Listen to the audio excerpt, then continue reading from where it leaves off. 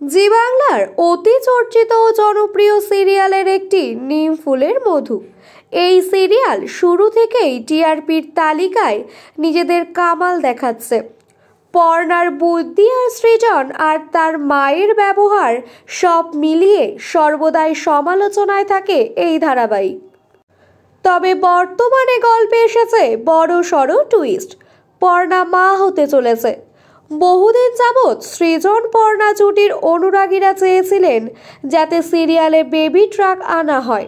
তবে এতদিনে অনুরাগীদের মনের আশা পূরণ হতে চলেছে, যদিও সেই গল্পেও আছে বিশেষ কিছু চমক যা সময়ের সাথে সাথে সামনে আসবে। তার আগাম পূর্বাভাস দর্শক পেয়ে গেছেন, কিন্তু পর্ণাকে যে কৃষ্ণা কখনোই মেনে নিতে পারেনি তার পর্ণার প্রতি ব্যবহার দেখে অবাক দর্শক।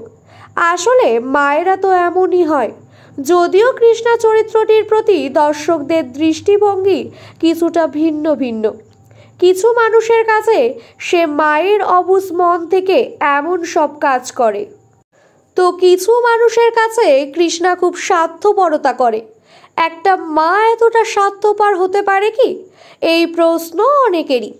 পর্ণাকে কৃষ্ণা যতই অপছন্দ করুক না কেন, বর্তমানে তার লেশমাত্র নেই। অর্থাৎ পর্ণা মা হবে, তার ছেলের সন্তান আসবে, এই আনন্দে কৃষ্ণা নিজে পর্ণার যত্ন নিচ্ছে।